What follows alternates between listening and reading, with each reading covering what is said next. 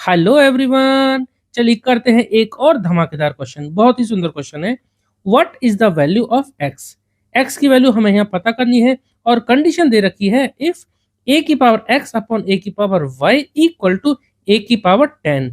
और एक और कंडीशन दे रखी है ए की पावर वाई और इस पूरे ब्रैकेट की पावर 3 इक्वल टू ए की पावर एक्स। तो देखो हमें यहाँ पर इन दोनों कंडीशन का यूज करना है और यहाँ पर ए की वैल्यू 1 से बड़ी है, इसका खास जरूरत नहीं है। चलिए करते हैं इसे। देखो यहाँ पर ये जो पहली कंडीशन दे रखी है ना, पहले इसकी एक प्रॉपर्टी समझते हैं। एक प्रॉपर्टी होती है हमारी, अगर हमारा कुछ इस तरह से है ए की पावर m अपॉन ए की पावर n, यानी कि अगर कोई चीज डिवाइड में है, बेस अगर सेम है तो पावर सब्ट्रैक्ट हो जाती है, यानी कि इसको हम लिख सकते हैं ए की पावर m माइनस n। ठीक है, तो यही सेम प्रॉपर्टी हमें यहाँ अप्लाई करनी है। देखो यहाँ पर बेस सेम है ए और ए, तो यहाँ पर क्या हो जाएगा, ए की पावर क्या हो जाएगा एक्स माइनस वाई। ठीक है, इसी तरह से ठीक है, ए की power X minus Y equal to A की पावर क्या हो जाएगा 10।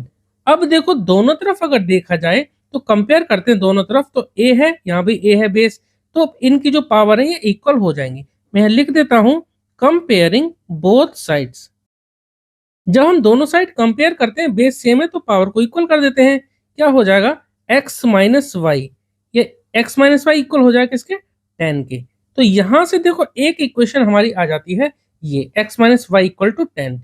चलिए इसका हम यूज करेंगे बाद में, पहले आगे देखते हैं। और जो गिवन है ना, देखो a की पावर y और इसकी पावर 3, यानी देखो पावर की अगर पावर कुछ होती है तो आपस में मल्टीप्लाई हो जाते हैं। ठीक है, तो क्या हो जाएगा a की पावर y को 3 से मल्टीप्लाई कर देंगे, ये हो जाएगा 3y।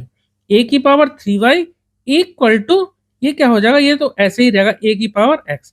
यहां पर भी हम सेम कंपेयर कर देते हैं, जैसे यहाँ किया था ना दोनों साइड, यहाँ पर भी हम सेम कंपेयरिंग कर देते हैं बोथ साइड। यहाँ लिख देते हैं कंपेयरिंग बोथ साइड। ठीक है, लिख देते हैं कंपेयरिंग बोथ साइड। जब यहाँ दोनों तरफ हम कंपेयर करते हैं तो क्या आएगा 3y इक्वल टू एक्स, क्या आ जाएगा 3y इक्वल टू एक्स। अब देखो यहाँ 3y इक्वल टू एक्स, यानी हम ये कह सकते हैं कि x की वैल्यू हमारी कितनी आ गई 3y। देखो यहाँ से जो x की वैल्यू 3y आई वो हम यहाँ पुट कर दें। ठीक है, इस इक्वेशन को मान लेते हैं हम फर्स्ट और इस इक्वेशन को मान लेते हैं हम सेकंड। तो सेकंड से हम इसमें फर्स्ट में पुट कर देते हैं। ठीक है, तो हम लिख देते हैं फ्रॉम फर्स्ट एंड सेकंड, या आप लिख सकते हो from second put the value of x in equation first, इस तरह से। तो x की वैल्यू 3y थी, यहाँ पुट कर देते हैं, तो देखो क्या आएगा 3y minus Y equal to 10। तो 3y में से y गया तो क्या बचा 2y। ठीक है, 3y है और यहाँ कुछ नहीं तो 1 छुपा हुआ है, तो 2y इक्वल टू 10। यहाँ से y की वैल्यू कितनी आ जाती है 2 इसके साथ मल्टीप्लाई में, तो दूसरी तरफ जाएगा तो डिवाइड में, यानी y equal to 10 upon 2 cancel out हो जाएगा, कितना आ जाएगा 5। तो यहाँ देखो y की वैल्यू आ गई हमारी 5। पूछा नहीं था हमसे y की, हमसे पूछा था x की, तो जो y की वैल्यू है यहाँ पुट कर देते हैं। देयरफॉर x की वैल्यू कितनी आ जाएगी, x इक्वल टू 3y था ना, x इक्वल टू 3y था, चलो एक बार लिख दिया। तो 3 इंटू वाई की वैल्यू कितनी है 5, तो 3 5 कितना हो गया 15। x की वैल्यू कितनी आ गई हमारी 15। ठीक है, इस तरह से ये क्वेश्चन था, बहुत ही आसान और बहुत ही इंपॉर्टेंट क्वेश्चन था। आई होप कि आपको समझ में आया होगा।